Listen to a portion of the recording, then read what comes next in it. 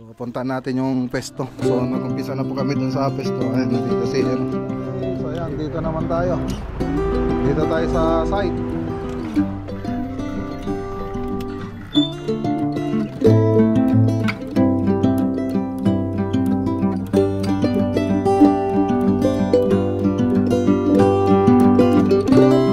Bakit pati bago. Ano po, lahat na po nang may lalagay rito pa. Susi. Oh, kakasya ba yan? Kakasya ba?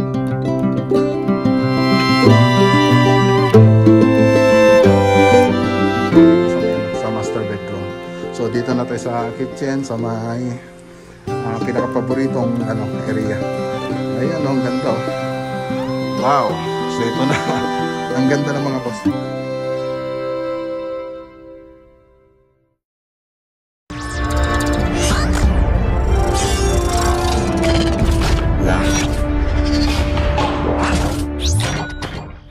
Okay, good morning po sa inyo mga boss. Ayan, dito po tayo sa bahay. Ayun, blurred yung yung camera natin. Blurred. Ayun, okay na. Ayan, update po natin yan mga boss. Ayan, malapit na tayo mag-roofing. So nakapag-flooring na rin po tayo rito, doon sa kabila na lang. So nilagyan po natin ng tie-beam para mas matibay. So meron pang mga ilalagay dyan sa baba, pang patibay rin yan, yung mga haligi niya, mga wall niya. So C-purlings na lang po yung lalagyan natin dyan, pati doon sa taas. So ganun na lang. So ang gagalas na gagawin natin dito, yung bubong, tsaka yung dito sa likod, yung wall cladding sa likod. So ano na po yan, yung long span na po yung lalagay natin. Tapos yung siyempre yung hagdanan papunta doon sa taas, yan po yung last na gagawin natin dyan. Tapos ayun, lipat po tayo doon sa project. So yun lang muna. Tapos pag may budget, edi tuloy natin. So ganun lang naman eh. So punta natin yung pesto. So nag-umpisa na po kami dun sa pesto. Ayun, nandito si si Kuya Nante, yung susundan kong kuya. Ha?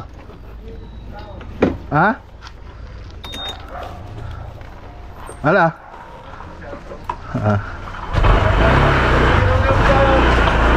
Ha? Buwan? Guru kita Jayan? Ada tahu Jay? Ya, sekali dah. Lepas tinam. Kaya pagkumakitan. Kata na lipitan. Bodega ata. Ano aja ulga video apa? Berumbul kan. Kasta mo lang paminta Jay? Kan. Kita terkali Jay dinamin sampay. Apang kami manggar Jay? Punta mo na tayo kila JR. Doon sa Lasip.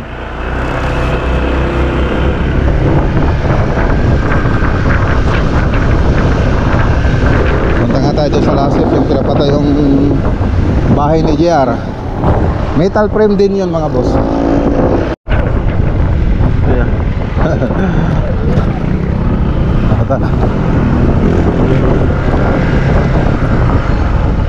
Dito na tayo.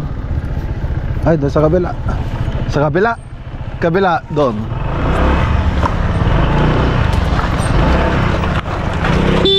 Sige.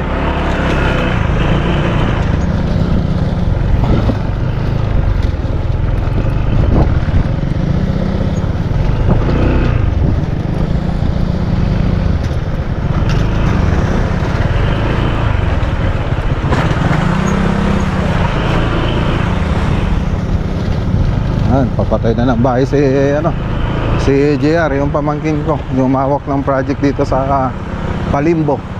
So hindi muna daw siya magtatrabaho mga boss.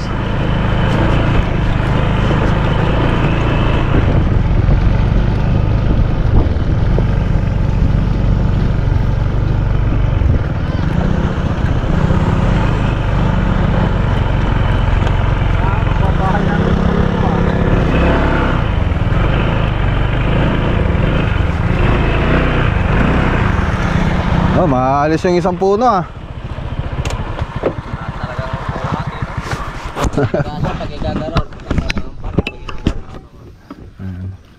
Unahin nyo itong unahin ninyo. Lilipat mo?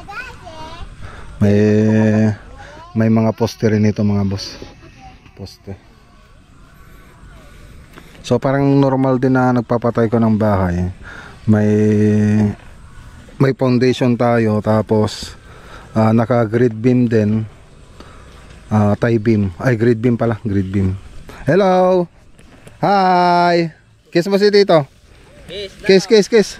Ay, lolo na pala, Lilo. Ay, uy, saan pupunta?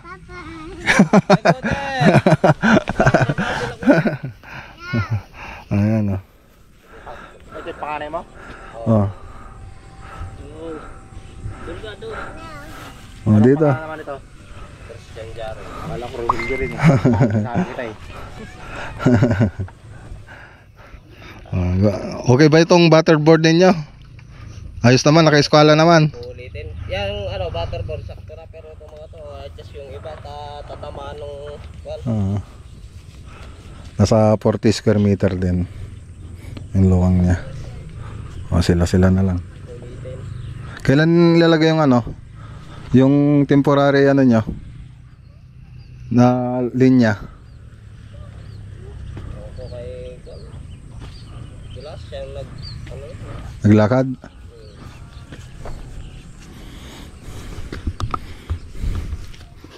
trabaho pa naman kasi siya, kaya kami nalauna nag-start.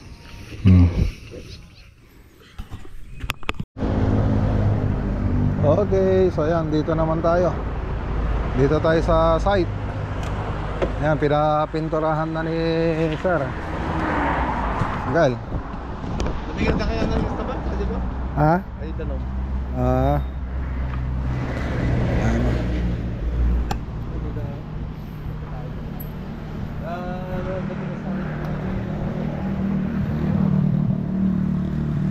Ang tubig ang problema natin dito. Okay, so ayan, ito na yung lilipatan natin mga boss. So hindi pa kumpleto yung wirings niya, yung electrical mga outlet natin, isa lang gumagana. Tapos tubig, wala pa. So maganda na po sana dito tayong ano, mag-fabricate kasi malawang-lawang yung space. Gawang gana dito yung silawan? Awan?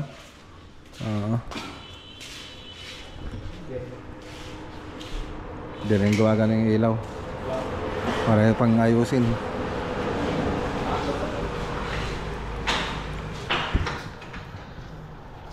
Okay, so tara na. So tinignan lang po natin yung ano dito. Dati 6 yo, damo kwarto dito. Ay, chicks lang tiyawan ng kal. Tinignan lang po na natin sila.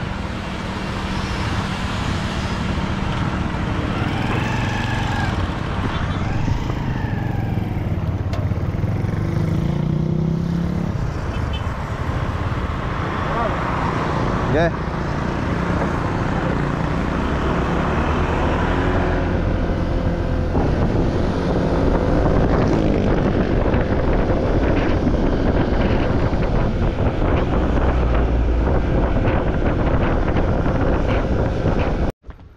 Okay, so may pupuntahan po tayo ngayon, turnover na po ng project natin sa Porklingling. So magbibigay po tayo ng malaking susi. So pina-washing ko yung sasakyan ko. Ngayon kunin natin, tapos diretso na po tayo sa site. Kala ko umalis ka na. Sabay ako. Doon ka na sa loop. Ano ah? Oh, sige. I love you, Papa. I love you. Ang ganda ng driver natin, oh. Huh.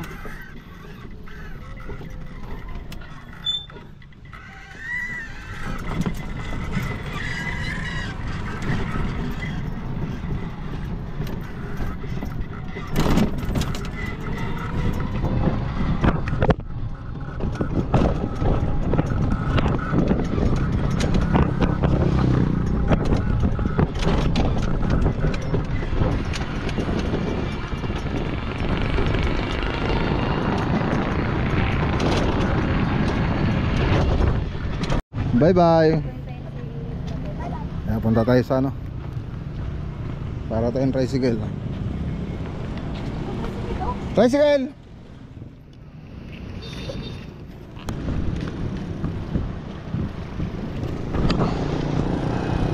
Si Mrs. dito lang siya nagdadrive sa may ano, hindi siya pwede mag-drive doon sa highway, mahirap na. Hey Karawas, San Vicente. Okay. So ayan, sakto mga boss, umulan. Oh, bayad akon. Ay tulbag. Ban. May bayad. Ang linis na. Ang linis, pwede nang dumihan.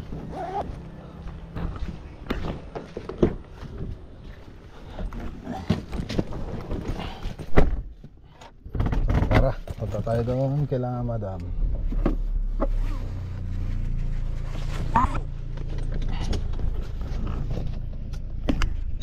Okay, so andito na rin si Architect Ian, si Architect Oliver na lang. So yung laging last na dumarating, siya pa yung nagseset ng oras. Siya yung nagseset ng oras, siya pang wala. So turnover na po tayo rito. So ipapakita rin natin yung before niya, tapos yung after. Ayan, kung anong pagkakaiba niya, kung anong naging itsura niya nung natapos. Ay, makikita niyo na rin ngayon, no? Pero gagawa po tayong video mamaya. Hi ma'am. Good afternoon. Uy, smooth smooth yung pagbukas ni ma'am doon ng ng gate Ganda ng galing ng gumawa Uy, may lock pa doon, no? Tingnan niyo naman, Oh, may lock pa siya rito. Sukat na sukat. So, gray, black, tsaka white. Yan pa yung team ng bahay, pati bakod, buong na po, lahat na po nung may lalagay rito pati sa interior tsaka exterior. Yan. Pati yung sasakyan nila black. Oh. Yan. Ganda na. Linis na. Jay. Jay. Hindi sila bumili. Hindi na pinalagyan. Yung solar na. Solar na yung lalagay. Siguro hindi na rin kasi doon. Hindi na malalagyan ng liwanag. Ayun, solar. Pati dito naka-solar na. Ayan.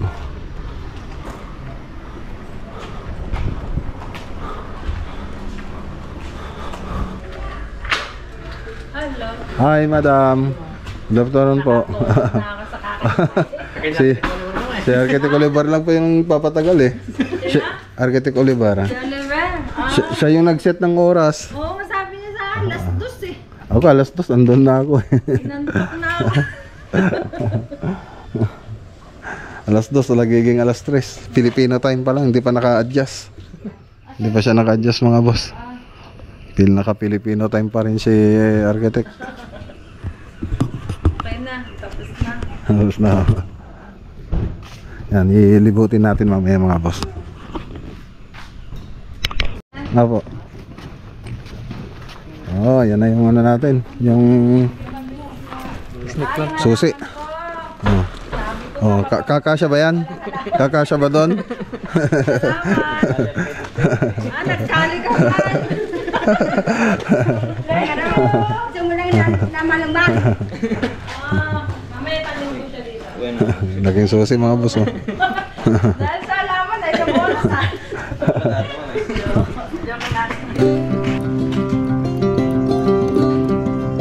Kunin mo yung bahay ate. Yung buong bahay. Bakit hindi ba? Hindi yan. Para sa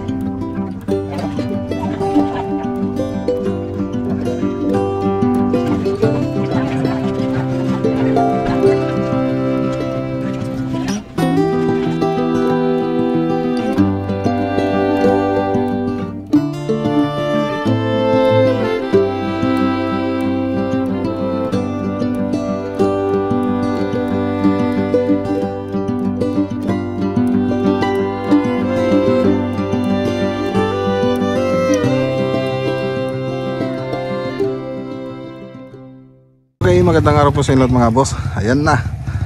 So ito na, po natin na turnover na po natin yung susi. Kanina nag-picture po tayo kanina mga boss.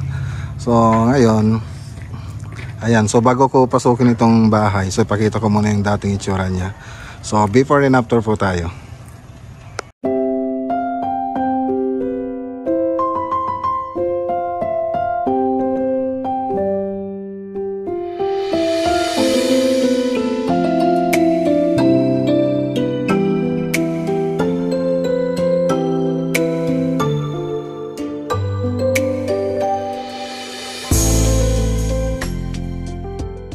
So nakita nyo naman dating sa dating itsura niya ng mga boss, yung before niya. So talagang iba yung naging outcome niya ngayon. So malayo na po siya. So yung building yan pa rin po siya. Pero nagtaas po tayo dyan, tapos nag-extend. Tapos dito sa may parking, tapos sa may dirty kitchen. So pasukin po natin mamaya mga boss. Pati itong mga bakod natin tsaka gate. So ayan, makikita nyo dito na rin yung mga ilaw. So mas maganda po yan pag napailaw po ng gabi po nating pinailaw. So pasok po tayo mga boss. So tubular lang po siya. Tapos 2x2 tsaka 2x1.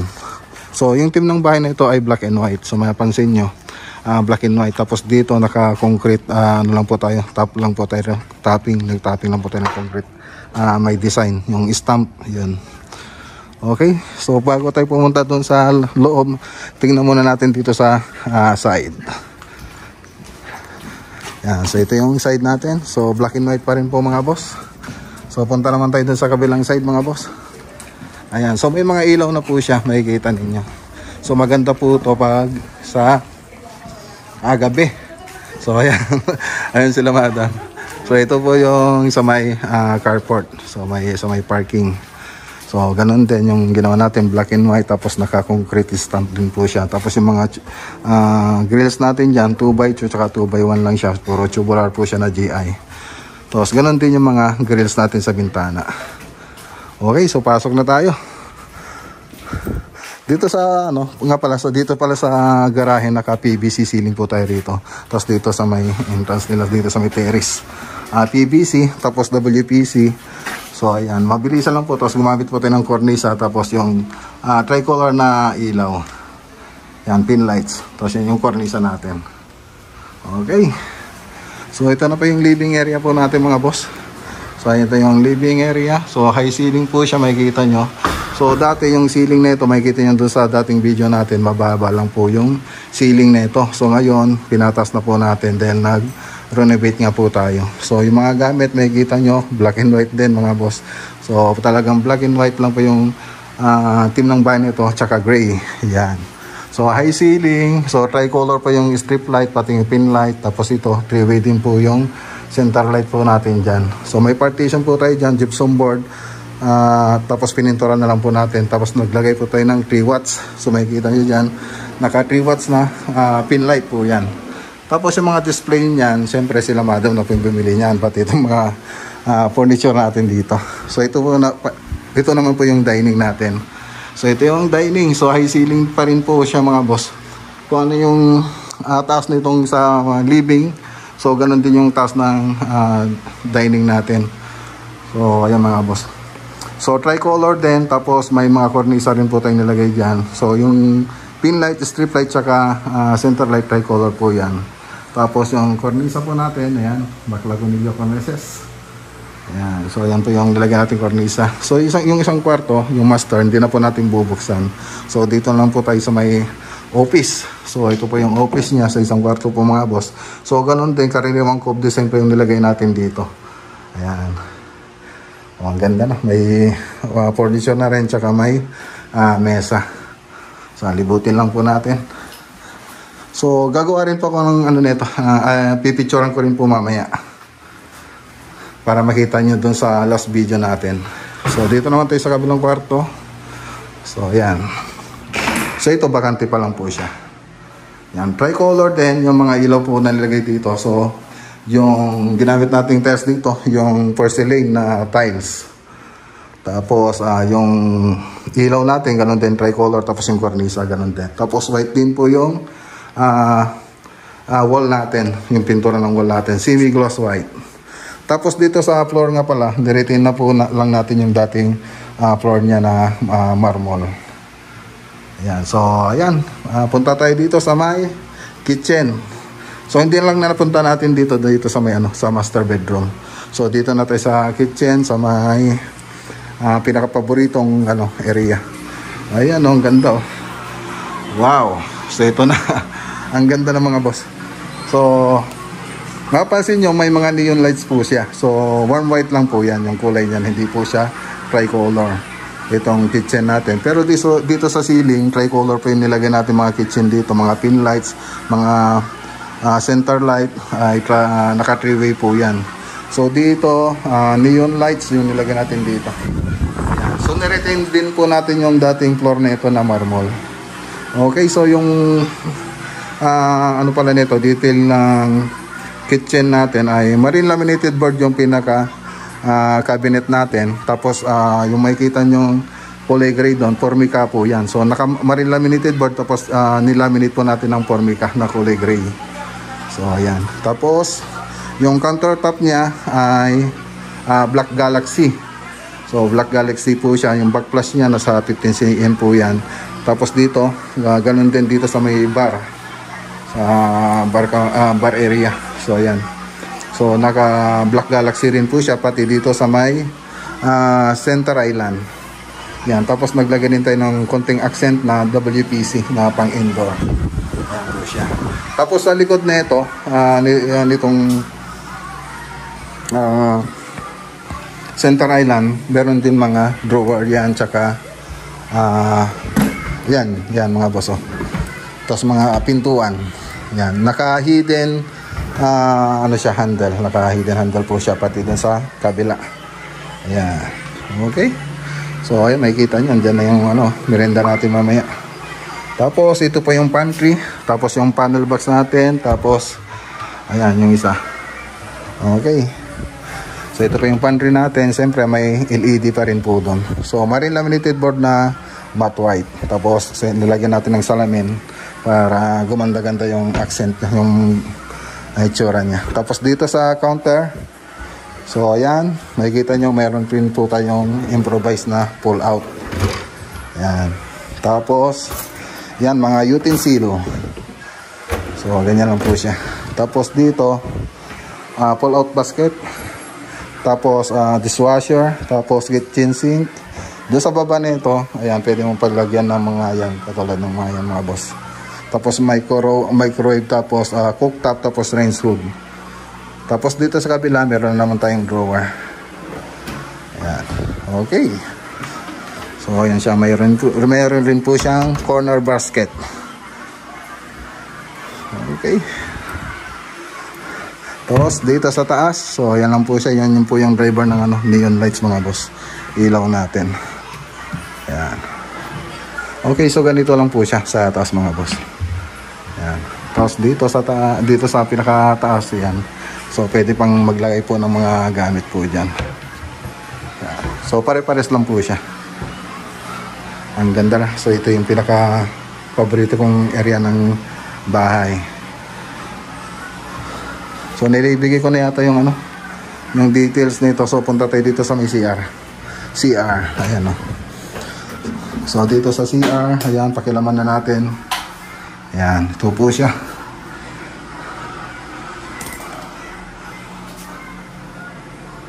Alright. Tapos dito sa may dirty kitchen tayo mga boss.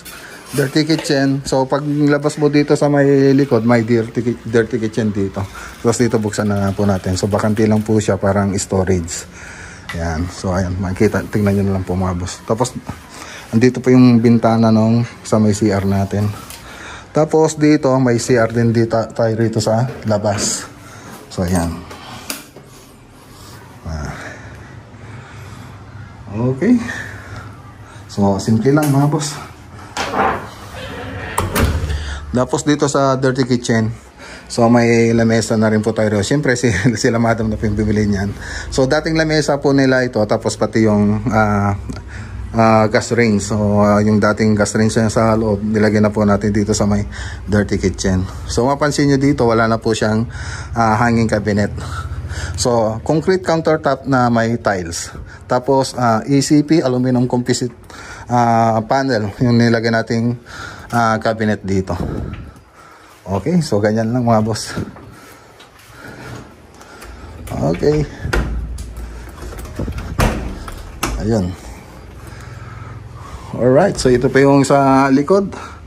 Tsaka dito naman yung sa kabilang side. Tapos ito yung drainage natin, yung kanal papunta doon sa harap mga boss.